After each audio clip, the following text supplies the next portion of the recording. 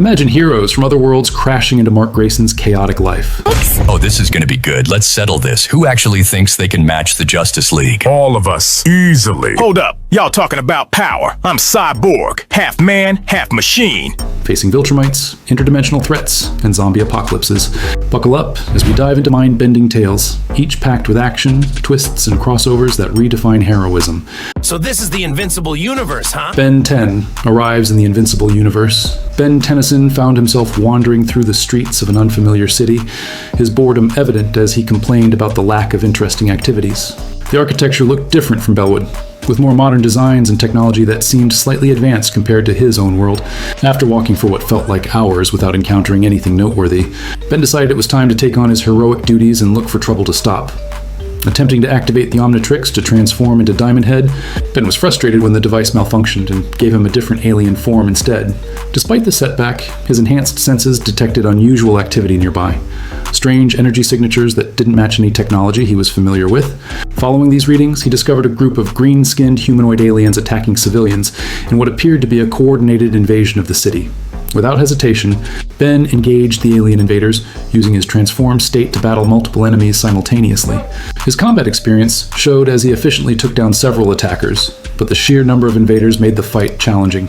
The aliens seemed surprised by his resistance, clearly not expecting to encounter someone with his capabilities during their assault on what they assumed was a defenseless human population.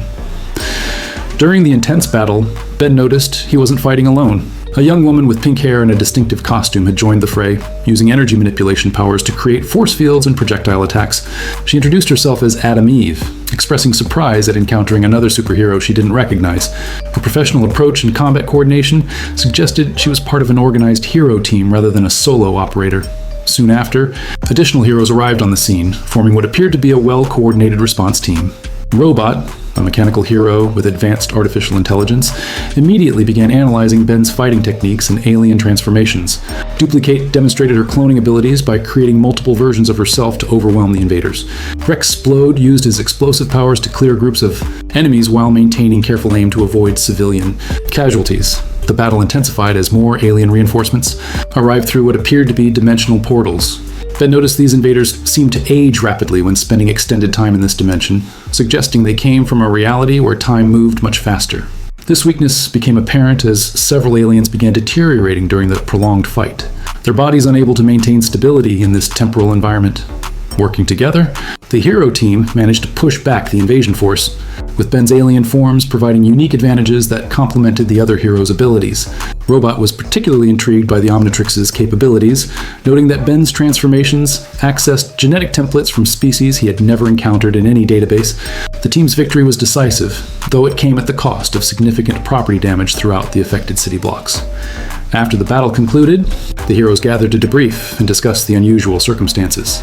Ben explained his interdimensional origins and his ongoing mission to protect innocent people across the multiverse.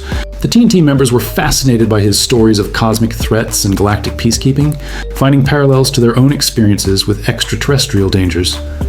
Robot's analytical nature led him to request permission to study the Omnitrix, believing its technology could provide insights into defending Earth against future alien threats.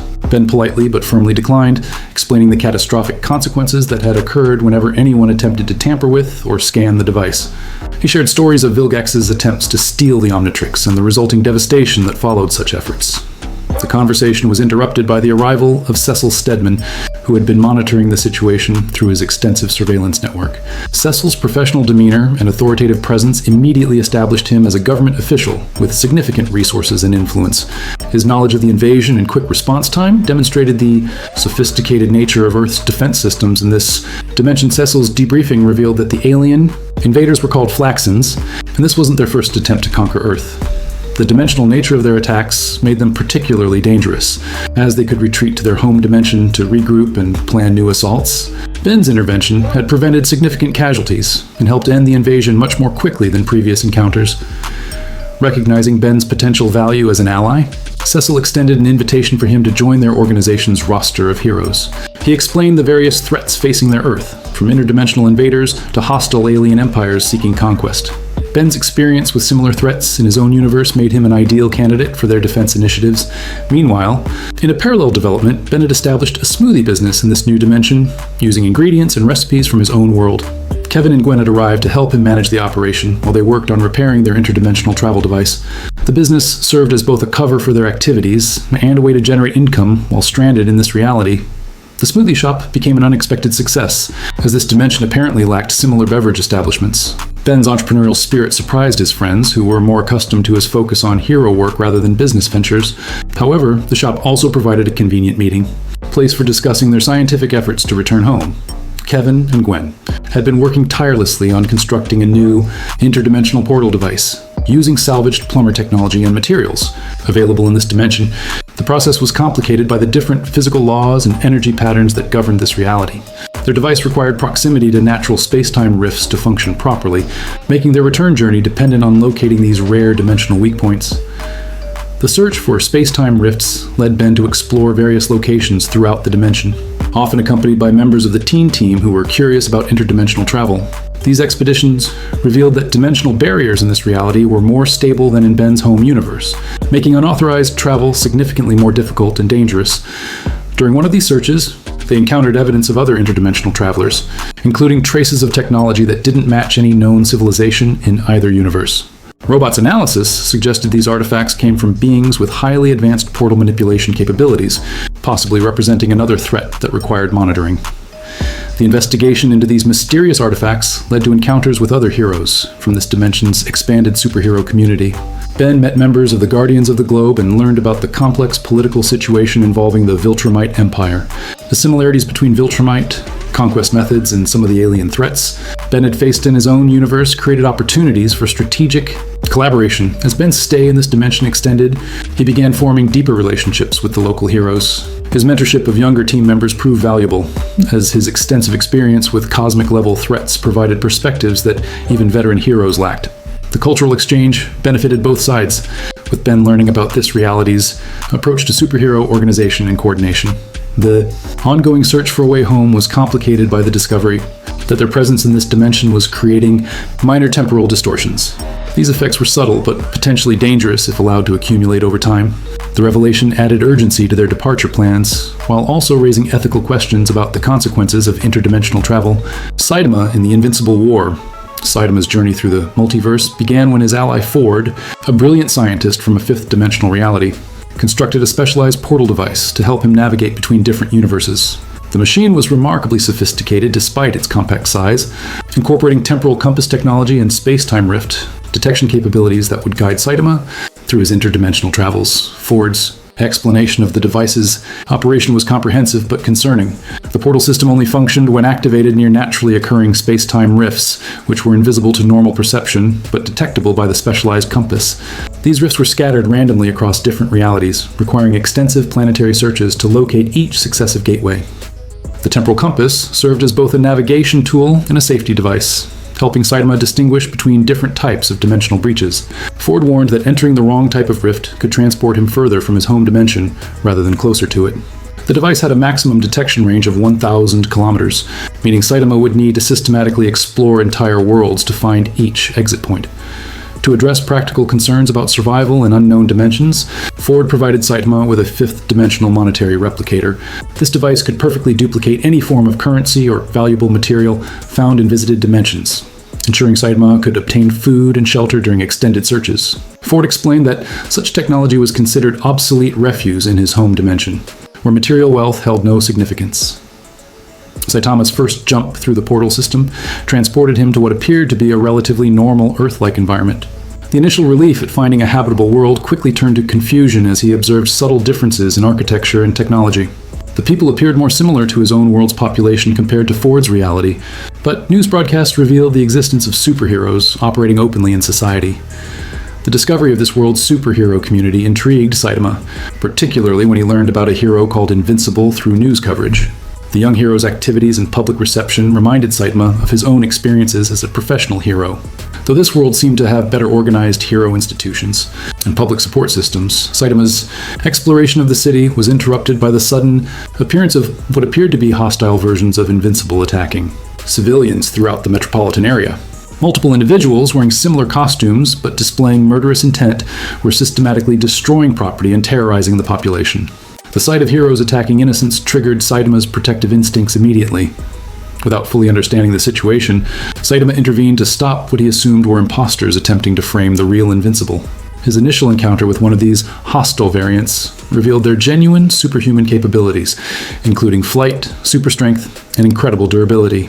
The variant's combat experience and ruthless tactics suggested this was not a simple case of mistaken identity. The battle escalated when additional variants arrived to support their ally, surrounding Saitama with multiple opponents who demonstrated Viltrumite-level power. These weren't ordinary criminals or even typical supervillains.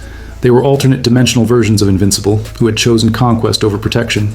Their coordinated attacks and strategic thinking made them far more dangerous than most threats Saitama had previously encountered.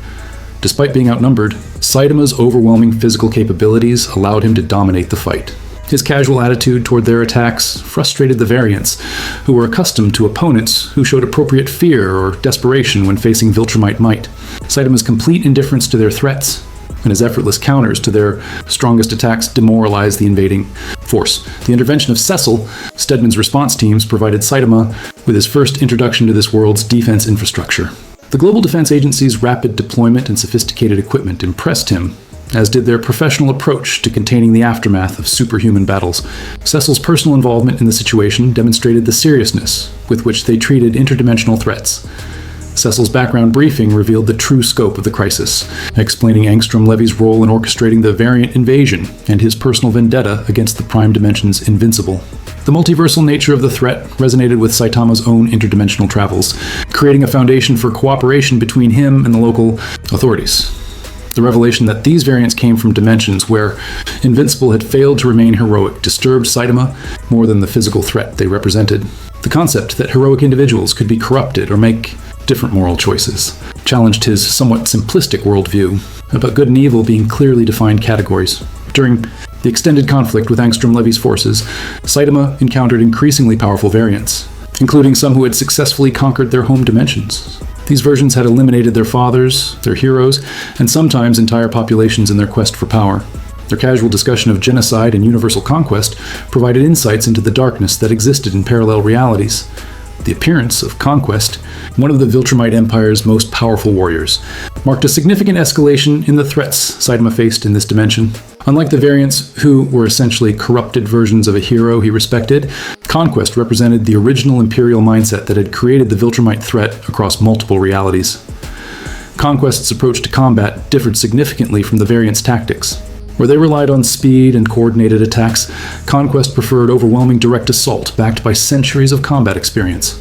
His psychological warfare attempted to break opponents' will through displays of casual cruelty and discussions of past conquests. The battle between Saitama and Conquest took place across multiple environments. From urban areas to remote wilderness locations, Conquest's experience with planetary-scale destruction meant he had no concern for collateral damage, forcing Saitama to focus on protecting innocent bystanders.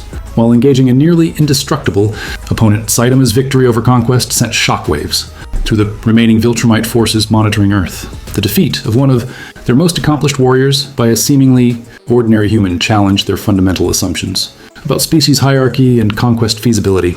This victory also earned Saitama significant respect from Earth's defender community. Throughout these conflicts, Saitama continued his search for space-time rifts that would allow him to continue his journey home. The temporal compass indicated several potential locations, but accessing them safely required timing his departures to avoid leading hostile forces to other dimensions. The responsibility he felt for preventing the spread of these threats complicated his travel plans. The extended stay also allowed Saitama to form relationships with local heroes, particularly Invincible himself. Their interactions revealed similarities in their experiences with overwhelming power and the isolation it could create. Saitama's mentorship helped Invincible develop better control over his abilities and a more mature perspective on heroic responsibility. Goku falls into Invincible Universe. Goku's interdimensional displacement occurred during what should have been a routine return journey from his training on planet Yardrat. The Scion spaceship's navigation systems detected an anomalous energy signature that appeared suddenly in their flight path, creating a swirling vortex that resembled a dimensional portal. Despite Goku's attempts to steer around the phenomenon, the ship's limited maneuverability couldn't overcome the portal's gravitational pull, the journey through the dimensional tunnel was unlike anything Goku had experienced during his various space travels. The sensation of movement felt wrong, as if the very concepts of direction and distance were being distorted around him. Strange lights and impossible geometries flickered past the ship's viewports, suggesting passage through realms that existed outside normal space-time. When the ship finally emerged from the tunnel, Goku found himself approaching what appeared to be Earth from high altitude. The familiar blue oceans and green continents initially provided relief, suggesting he had somehow been transported back to his home planet rather than to some alien world. However, closer examination revealed subtle differences in continental shapes and city layouts that didn't match his memories. The spacecraft's crash landing on a coastal area caused significant property damage and attracted immediate attention from local authorities. Goku's emergence from the wreckage, apparently uninjured despite the violent impact, was captured by news cameras and transmitted across global communication networks. His unusual clothing and the clearly extraterrestrial design of his ship raised immediate questions about his origins and intentions. Cecil Stedman's organization detected the crash almost immediately through their comprehensive surveillance network. The appearance of an unidentified individual with apparent superhuman durability triggered their standard protocols for handling potential alien contacts. Recent experiences with hostile extraterrestrial visitors, particularly the trauma caused by Omni-Man's betrayal, made them approach this situation with extreme caution. The decision to send the Immortal as the initial contact agent reflected their assessment of Goku as a potentially dangerous threat requiring their most durable and experienced operative. The Immortal's centuries of combat experience and virtual indestructibility made him the ideal choice for a first encounter that could quickly turn violent if the newcomer proved hostile. The Immortal's aggressive approach to their initial meeting stemmed from deep psychological scars left by previous encounters with deceptive alien visitors. Omni-Man's long-term infiltration and eventual betrayal had created a climate of suspicion toward any extraterrestrial being, regardless of their apparent intentions. The Immortal's first instinct was to test Goku's capabilities through direct combat rather than diplomatic conversation. Goku's confused reaction to the sudden attack demonstrated his genuine lack of understanding about this world's recent traumatic experiences. His defensive fighting style and attempts to de-escalate the situation showed restraint that contrasted sharply with typical Viltrumite behavior. However, his casual demonstration of superior combat abilities only increased the Immortal's concerns about facing another Omni-Man level threat. The aerial battle between Goku and the Immortal provided spectacular displays of superhuman combat that were witnessed by thousands of civilians below. Goku's energy manipulation techniques and martial arts expertise differed significantly from Viltrumite fighting styles, suggesting different origins and training methods. His ability to effortlessly counter the Immortal's attacks while maintaining defensive posture indicated power levels that exceeded even optimistic projections. Invincible's arrival as backup represented Cecil's escalation of their response to what they perceived as a growing threat. Mark's recent experiences with his father's betrayal made him particularly sensitive to the possibility of another deceptive alien infiltrator. However, his youth and idealism also made him more open to the possibility that this newcomer might genuinely be peaceful. The three-way conversation that followed their initial confrontation allowed for more detailed information exchange about their respective backgrounds and motivations. Goku's explanation of his Saiyan heritage and Earth upbringing paralleled Mark's own experiences as a hybrid being raised with human values rather than imperial conquest ideology. This common ground created the foundation for mutual understanding and eventual trust. Cecil's intervention through holographic communication demonstrated the technological sophistication of this world's defense infrastructure. His direct questioning about Goku's knowledge of Viltrumites served as both an intelligence-gathering exercise and a subtle test of the newcomer's honesty. Goku's genuine ignorance about Viltrumite society and history provided evidence supporting his claims of accidental arrival. The invitation to Cecil's facilities for formal evaluation represented a significant step toward integration with this world's hero community. Goku's willing cooperation with their security protocols and testing procedures further demonstrated his peaceful intentions. His curiosity about their technology and methods showed genuine interest in learning about this new environment rather than gathering intelligence for hostile purposes. The comprehensive physical and psychological evaluation conducted by Cecil's team produced results that challenged their understanding of biological limits. Goku's cellular structure, energy manipulation capabilities, and combat reflexes exceeded measurements from any previously encountered species. His power levels suggested potential threats to planetary security if he ever turned hostile, yet his psychological profile indicated remarkable stability and moral consistency. The cultural exchange between Goku and this world's heroes proved enlightening for both sides. His stories about defending Earth from various cosmic threats resonated with their own experiences, fighting interdimensional invaders and conquest-minded aliens. The philosophical discussions about their responsibilities that came with overwhelming power helped both Goku and Invincible develop better perspectives on heroic duty. Training sessions between Goku and local heroes became regular events that benefited everyone involved. Goku's martial arts expertise and energy control techniques provided new approaches to combat that complemented their existing abilities. His teaching methods emphasized personal growth and self-improvement rather than simply increasing raw power. Levels. The discovery of Goku's appetite during their first shared meal became legendary among the hero community. His ability to consume vast quantities of food while maintaining perfect physical condition fascinated the scientists studying his physiology. The logistics of feeding him during extended stays became a running joke among team members. Goku's integration into local hero operations began with relatively simple missions that allowed him to familiarize himself with this world's threats and procedures. His overwhelming power made most routine criminal activity trivial to resolve, but his presence also deterred more serious threats from attempting major operations. The psychological effect of having such a powerful protector available changed the strategic calculations of various hostile organizations. The philosophical discussions between Goku and Invincible about their shared experiences as aliens raised with human values created a strong mentorship relationship. Goku's longer experience dealing with the tension between heritage and chosen identity provided valuable guidance for Mark's ongoing struggles with his Viltrumite background. As Goku's stay extended, questions about his eventual return home became more pressing. His own desire to reunite with his family and friends conflicted with this world's need for his protection against cosmic-level threats. The moral dilemma of whether he should prioritize personal desires or greater good created internal conflict that mirrored similar struggles faced by local heroes. Spider-Man stays in the Invincible universe. Peter Parker's decision to remain in the Invincible universe, rather than immediately returning to his own dimension, marked a crucial turning point in the battle against Angstrom Levy. The interdimensionals villain's portal manipulation abilities had made him nearly impossible to defeat through conventional means, as he could retreat to other realities whenever the battle turned against him. Spider-Man's experience with similar threats and his analytical approach to combat provided strategic advantages that Invincible alone couldn't match.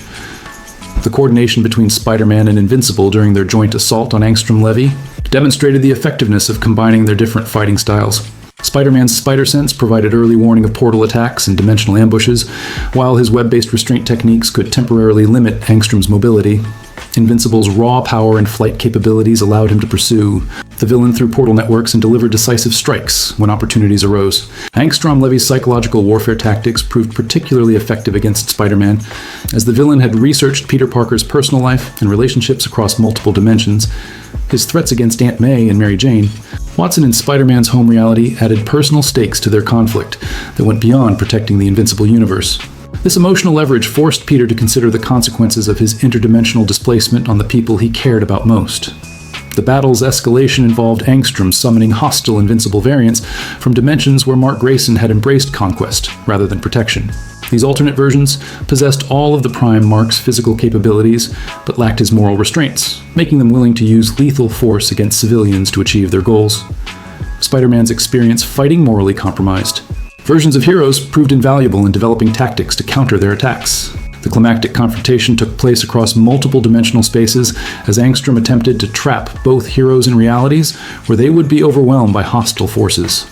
Spider-Man's scientific knowledge and pattern recognition abilities allowed him to identify weaknesses in Angstrom's portal network, creating opportunities for Invincible to launch coordinated strikes against the villain's primary consciousness. Despite their tactical success in the battle, the resolution proved Pyrrhic when Angstrom Levy managed to escape through a dimensional portal before they could permanently neutralize his threat. His departure eliminated Spider-Man's most obvious route back to his home dimension, effectively stranding him in the Invincible universe for an indefinite period. The realization that he might never see his loved ones again created profound emotional distress for Peter. Cecil Stedman's immediate response to Spider-Man's situation demonstrated both pragmatic resource management and genuine humanitarian concern. The Global Defense Agency's offer of employment and support services helped Peter establish a new life in this reality while maintaining hope for eventual return home. Cecil's extensive resources and connections provided access to scientific expertise that might eventually solve the interdimensional travel problem. The integration of Spider-Man into Cecil's organization required significant adjustments to their standard operating procedures. Peter's investigative journalism background and scientific training made him valuable for intelligence analysis and threat assessment beyond his combat capabilities. His experience with corporate espionage and criminal organizations provided insights into threats that traditional military approaches might miss. Spider-Man's first official mission with the Global Defense Agency involved investigating unusual energy readings that suggested possible dimensional instability in various locations. His familiarity with interdimensional phenomena made him uniquely qualified to assess whether these anomalies represented natural fluctuations or artificial manipulation by hostile forces.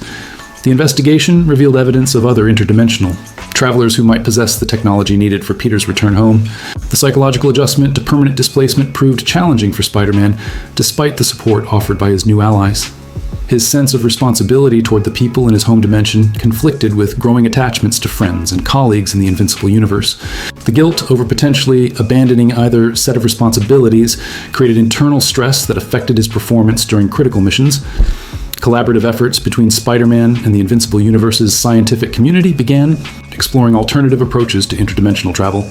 Robot's analytical capabilities and advanced technology provided computational power for modeling dimensional barriers and portal mechanics. These research projects offered hope for eventual breakthrough, while also advancing the general understanding of multiversal physics. The relationship between Spider-Man and Invincible evolved from alliance of convenience to genuine friendship based on shared experiences and compatible personalities. Both young heroes struggled with the balance between personal desires and heroic responsibilities, creating mutual understanding that strengthened their partnership. Peter's mentorship helped Mark develop better strategic thinking and emotional control during stressful situations. Spider-Man's integration into the local superhero community extended beyond his official role with Cecil's organization. His participation in Teen Team activities and Guardian of the Globe operations provided additional perspectives on heroic teamwork and crisis management. His experience with larger superhero communities offered valuable insights for improving coordination and communication during major threats. The ongoing search for Angstrom Levy became a central focus of Spider-Man's activities in the Invincible universe. Intelligence gathering efforts revealed the scope of the villain's interdimensional network and his continuing threat to multiple realities.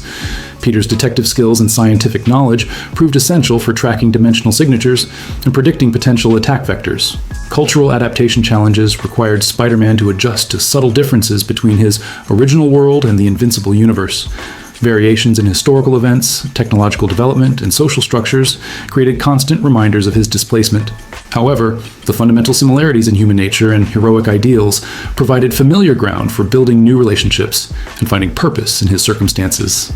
The development of new web shooter technology using Invincible Universe materials and scientific principles created improvements in Spider-Man's equipment capabilities. Collaboration with local inventors and scientists produced enhanced formulations that worked more effectively in this reality's environmental conditions. These technical upgrades demonstrated the potential benefits of interdimensional knowledge exchange. Invincible and Marvel Zombies. Grayson's arrival in the Marvel Zombies universe occurred through one of Angstrom Levy's revenge portals, depositing him in the middle of a zombie apocalypse that defied all his previous understanding of heroic conflicts. The sight of zombified superheroes systematically hunting and devouring civilians presented a nightmare scenario that challenged his fundamental beliefs about the nature of heroism and the reliability of those sworn to protect the innocent. The initial shock of witnessing heroes like Captain America, Wasp, and Luke Cage tearing apart helpless victims created profound psychological trauma for Mark. These weren't villains or corrupted individuals who had chosen evil. They were genuine. Heroes who had been transformed into mindless predators driven only by an insatiable hunger for human flesh. The casual efficiency with which they hunted and consumed their prey demonstrated that their heroic skills and knowledge remained intact despite their infected state. Mark's first encounter with this nightmarish reality involved what appeared to be a zombified Spider-Man attacking a survivor, leading him to intervene without fully understanding the scope of the crisis. His rescue attempt introduced him to Ash Williams, a grizzled survivor with extensive experience fighting supernatural threats. Ash's cynical worldview and pragmatic approach to zombie combat provided a harsh but necessary education about the true nature of their situation. The revelation that these weren't ordinary zombies but infected superheroes with retained powers and intelligence made the threat exponentially more dangerous than typical undead scenarios. The zombified Avengers could coordinate attacks, use their abilities strategically, and adapt their hunting methods based on their prey's behavior. Their superhuman capabilities made conventional zombie survival tactics largely ineffective. The discovery of other uninfected heroes like the real Spider-Man, Nova, and various X-Men provided hope for organized resistance against the zombie plague. However, the constant threat of infection and the emotional trauma of fighting former allies created severe psychological stress for all survivors. The knowledge that a single bite or scratch could transform them into the very monsters they were fighting added terror to every encounter. Mark's Viltrumite physiology provided significant advantages in this apocalyptic environment, as his enhanced durability and healing factor offered better protection against infection than most heroes possessed. His ability to fly allowed him to scout areas safely and conduct rescue operations that would be suicidal for ground-based heroes. However, even his impressive capabilities were tested by encounters with zombified heavy hitters like the Hulk and Thor. The battle against Red Hulk demonstrated the extreme danger posed by infected gamma-powered beings. The creature's incredible strength, combined with zombie hunger and tactical intelligence, created a nearly unstoppable killing machine. Only coordinated efforts by multiple heroes could hope to contain such threats. And even then, victory often came at the cost of additional casualties or infections. The emotional impact of fighting zombified versions of respected heroes took a severe toll on all survivors. Mark's encounter with a zombified version of someone resembling his father forced him to confront the possibility that even the strongest and most noble individuals could fall to this plague. The psychological warfare aspect of the zombie threat proved as devastating as their physical capabilities. The formation of a survivor coalition aboard a shield, a helicarrier provided temporary sanctuary and hope for coordinated resistance efforts. The mobile fortress allowed survivors to stay ahead of zombie hordes while maintaining communication networks and planning rescue operations. However, the constant pressure of resource management and the ever-present threat of infiltration created a siege mentality among the survivors. Nick Fury's leadership of the survivor community demonstrated both the best and worst aspects of wartime decision-making. His willingness to make harsh choices for the greater good sometimes conflicted with the heroic ideals that motivated other survivors.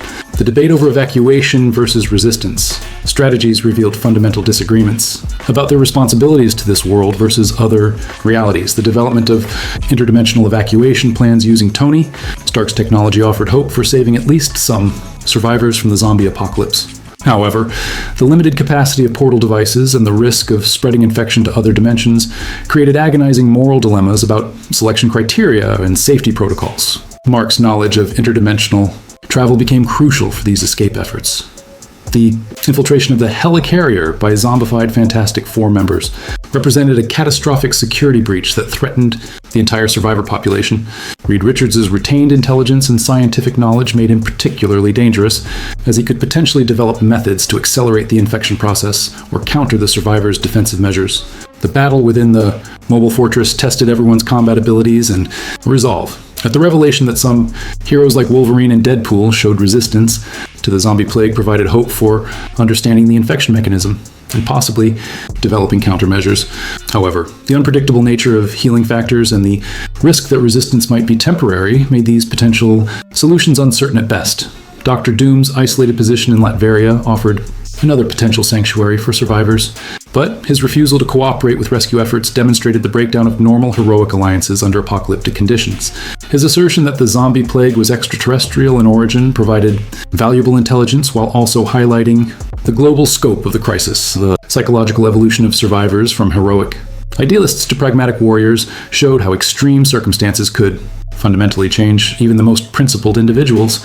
Mark struggled to maintain his moral compass while making increasingly difficult survival decisions reflected the broader challenge facing all heroes in this corrupted reality. The discovery that the zombie plague had cosmic origins and might represent a threat to the entire multiverse elevated the stakes beyond simple survival to universal preservation.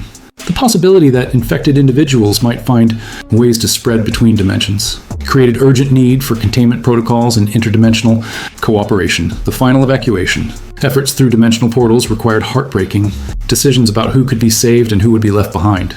Mark's role in these operations forced him to confront the limits of heroic action and the reality that sometimes good intentions weren't enough to prevent tragedy. The experience fundamentally changed his understanding of heroism and responsibility. The aftermath of the Marvel Zombies crisis left lasting psychological scars on all survivors, including Mark. The knowledge that heroism itself could be corrupted and turned against the innocent challenged his fundamental worldview. The experience would influence his approach to future crises and his understanding of the fragile nature of civilization and moral order. BARDOCK falls in Invincible Universe. Following the catastrophic destruction of planet Vegeta, the legendary Saiyan warrior BARDOCK found himself consumed by the massive sphere of destructive energy that Frieza had unleashed upon his homeworld. To any observer, it would have appeared that this marked the definitive end for this particular Saiyan fighter. However, the question remained whether this truly represented Bardock's final moment, and the answer would prove far more complex than anticipated. Deep within that enormous ball of annihilating energy, something extraordinary occurred. A black hole spontaneously formed, creating a dimensional rift that absorbed Bardock completely, leaving no trace of his existence in that reality. Meanwhile, in a completely different universe operating under entirely different physical laws, two alien entities who had adopted the designation of the Mauler twins were approaching the most heavily fortified governmental building on the planet. Their objective was straightforward and violent, a direct assault on the White House that would demonstrate their superior capabilities. The moment their presence was detected, sophisticated security systems immediately activated, redirecting their attention toward the mechanical gun emplacements and unleashing devastating attacks. A single security guard, demonstrating remarkable courage despite being completely outmatched, managed to discharge his sidearm at one of the invading aliens. At this critical moment, an unprecedented phenomenon manifested in the sky above them. A swirling portal of unknown origin tore open in the atmosphere, defying conventional understanding of physics and dimensional stability. From this mysterious gateway, a figure unlike any native to this world plummeted toward the earth below, his impact with the ground creating a massive crater and generating seismic disturbances that registered on monitoring equipment throughout the region. The portal collapsed as suddenly as it had appeared, leaving only the stranger who had emerged from its depths. This unexpected development provided the security guard with the distraction he desperately needed to escape. However, one of the Mauler twins quickly noticed the fleeing human and immediately gave chase, his enhanced physical capabilities making escape virtually impossible under normal circumstances. At this critical moment, a team of extraordinary individuals arrived at the scene, the legendary Guardians of the Globe, Earth's premier superhero team. These heroes immediately engaged the Mauler twins in combat, while one of their number, possessing incredible speed capabilities, worked frantically to evacuate civilian personnel from the expanding battle zone. As this confrontation intensified around him, the mysterious newcomer who had fallen through the dimensional portal began to regain consciousness. Bardock's eyes opened slowly, his mind struggling to process his current circumstances as he attempted to understand what had happened to him. His thoughts immediately turned to his greatest enemy as he wondered about Frieza's location and tried to comprehend his current environment. His last clear memory involved being caught in the devastating explosion that had destroyed his homeworld. Yet somehow he found himself in an entirely unfamiliar location. Rising unsteadily to his feet, the displaced Saiyan warrior surveyed his surroundings with growing confusion and concern. The landscape, the architecture, even the very air seemed different from anything in his previous experience. Somehow, against all logical possibility, he had survived what should have been certain death, and even more mysteriously, his combat injuries had completely healed while his equipment remained in perfect condition.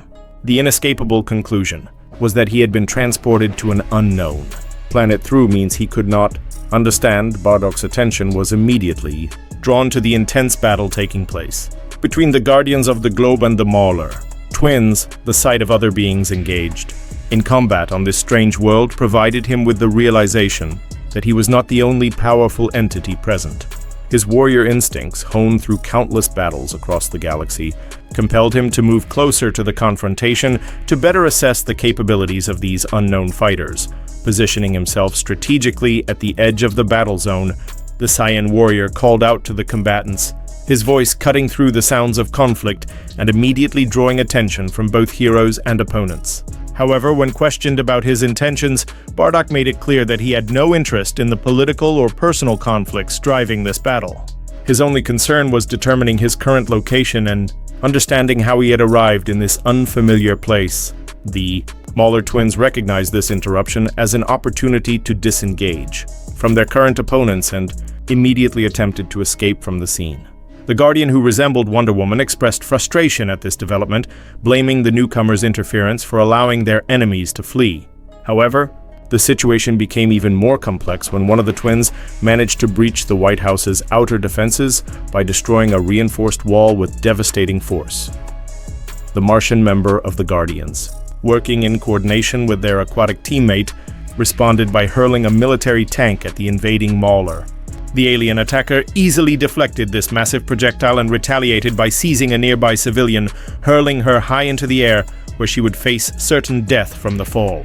The Guardian resembling Batman immediately recognized the threat and moved to intercept the falling woman, successfully catching her before she could be killed by the devastating impact. However, the Mauler had anticipated this heroic response and immediately weaponized the previously deflected tank, hurling it toward both the Batman-like hero and the civilian he was attempting to protect. The massive armored vehicle would have crushed both individuals instantly, but at the crucial moment, BARDOCK intervened with devastating efficiency. A precisely aimed key blast struck the tank, detonating it in midair and creating a shower of dangerous debris throughout the battlefield. One particularly large piece of shrapnel continued its trajectory toward the endangered duo. But before it could complete its lethal path, another superhero appeared with incredible speed to deflect the threat. This savior was revealed to be Omni-Man, whose intervention demonstrated the kind of split-second timing and overwhelming power that defined Earth's most capable defenders. The coordinated rescue efforts continued as Immortal moved to protect a group of security guards who were about to be attacked by the second Mauler twin, the alien invader, refused to allow these rescue efforts to succeed. But Omni-Man's incredible speed enabled him to reach the endangered personnel before the attack could be completed. Once all civilian personnel had been successfully evacuated from the immediate danger zone, the assembled heroes prepared to engage both Mauler twins in a coordinated assault designed to end the threat they represented to innocent lives. However, before the Guardians could implement their tactical plan, BARDOCK launched himself directly into combat against the alien invaders. His approach was devastatingly direct, a single, perfectly executed blow to one twin's midsection that generated enough force to cause internal bleeding and bring the massive alien to his knees. When the second Mauler attempted to retaliate against this unexpected attacker, BARDOCK demonstrated the superior speed that made Saiyan warriors legendary throughout the galaxy. The displaced fighter vanished from his opponent's perception and reappeared behind him, delivering a kick that sent the second twin crashing into the ground with bone-crushing force. BARDOCK's assessment of his opponents was characteristically blunt. These beings were so pathetically weak that they failed to provide even adequate training. Exercise for a true warrior of his. Caliber, the assembled heroes watched these displays of overwhelming combat prowess with a mixture of amazement and concern. Immortal stepped forward to express gratitude for the assistance, but BARDOCK quickly corrected any misunderstanding about his motivations.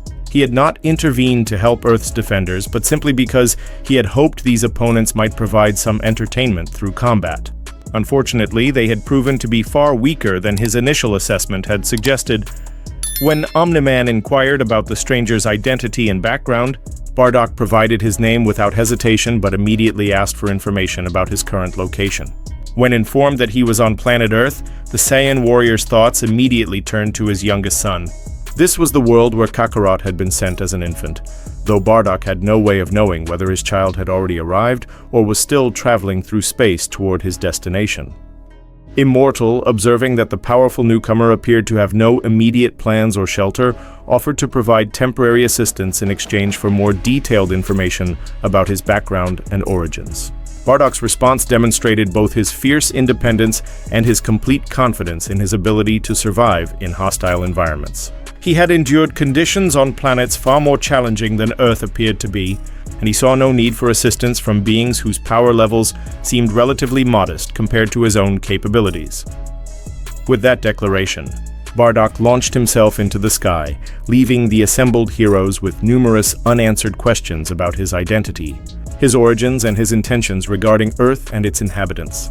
His flight path took him to a cave system that would provide adequate shelter while he attempted to process his current circumstances and develop a plan for his immediate future. Settling into his temporary refuge, BARDOCK found himself struggling with fragmentary memories and inexplicable gaps in his recollection of recent events. He clearly remembered the massive explosion that had destroyed his homeworld, but everything after that moment remained frustratingly unclear. The fact that he had somehow survived what should have been certain death and had apparently been transported across dimensional barriers to an entirely different universe suggested forces at work that exceeded even his considerable understanding. After resting to restore his energy and mental clarity, the displaced Saiyan emerged from his cave and took to the skies once again. If this truly was the planet Earth where his son had been sent, then Kakarot should be somewhere on this world, assuming he had already completed his journey from their destroyed homeworld. However, it was equally possible that the infant had not yet arrived, given the complexities of space travel and the unknown effects of dimensional transition. His contemplation was interrupted by the approach of another flying being, someone whose energy signature was completely unfamiliar and whose presence immediately put the veteran warrior on high alert. The approaching figure revealed himself to be a young human named Mark, whose surprise at encountering Bardock was evident in both his expression and his hesitant manner of communication. The youth explained that he recognized the Saiyan from news reports covering the incident at the White House. When Mark mentioned his father's involvement in tracking Bardock's activities, the Saiyan's response was characteristically direct and threatening. He had no interest in being monitored or studied by the inhabitants of this world, and he made it clear that the young human should depart immediately if he valued his continued existence. Mark's hasty departure was complicated by his apparent inexperience with flight, as evidenced by his loss of control when turbulence affected his flight path. Deciding to explore the urban environment, the displaced warrior descended to ground level and began walking through the city streets. The architectural styles and technological implementations he observed bore some resemblance to those he had known, though the overall sophistication level appeared significantly lower than what his race had achieved. Before their destruction, his exploration was interrupted by a group of local criminals who apparently mistook him for a potential victim of robbery. The lead criminal produced a primitive projectile weapon and demanded that Bardock surrender his possessions, apparently unaware that they were attempting to threaten a being whose power exceeded anything in their experience. The Saiyan's response was to invite them to attack him with their full capabilities. The criminal's decision to open fire provided Bardock with an opportunity to demonstrate the vast gulf between his capabilities and those of the planet's normal inhabitants. Catching the high-velocity projectiles with his bare hands, he expressed disappointment at the complete ineffectiveness of their attacks. His retaliation was swift and overwhelmingly lethal, a single blow that killed the lead attacker instantly, followed by an energy blast that reduced the remaining criminals to ash. This demonstration had not gone unobserved, as evidenced by the approach of an elderly human who had apparently witnessed the entire confrontation. The stranger's knowledge of Bardock's name and his calm demeanor, despite having just observed several deaths, suggested connections to intelligence organizations with capabilities that exceeded those of ordinary civilians. The mysterious individual introduced himself as Cecil and revealed that he had been monitoring Bardock's activities since his arrival on Earth. More significantly, he claimed to understand the circumstances that had brought the Saiyan warrior to this dimension, including the existence of interdimensional portals and the fundamental differences between universes that such travel implied. Cecil's explanation triggered fragmentary memories in Bardock's mind, particularly the moment when Frieza's energy attack had created the black hole that had apparently served as his means of transportation between realities. This would explain why he had arrived on Earth without combat injuries and why his energy levels had been restored to full capacity despite the traumatic events he had experienced. The intelligence operatives offered to provide comprehensive information about Earth and its unique characteristics was accompanied by a request that Bardock accompany him to a more secure location where such sensitive discussions could take place without risk of observation or interference. As Bardock considered this offer, he reflected on the strange series of events that had brought him to this point, from his homeworld's destruction through dimensional travel to his encounter with Earth's defenders. And now this mysterious figure who claimed knowledge of interdimensional phenomena. Whatever decisions he made in the immediate future would undoubtedly shape not only his own destiny, but potentially the fate of this entire world and everyone who inhabited it. And that's where we'll leave Bardock for now, standing at a crossroads that could change everything. Will he trust Cecil and uncover the truth about his interdimensional journey? What secrets does this mysterious government agent hold? And most importantly, is Kakarot already on Earth, or will father and son's paths cross in ways we never expected? The answers lie ahead in what promises to be an epic continuation of Bardock's story in this strange new universe. If you want a separate detailed video on any scenario from this one, comment down below and suggest more scenarios you'd love to see. Hit like, subscribe, and turn on notifications for more epic mashups. Thanks for watching. Stay invincible.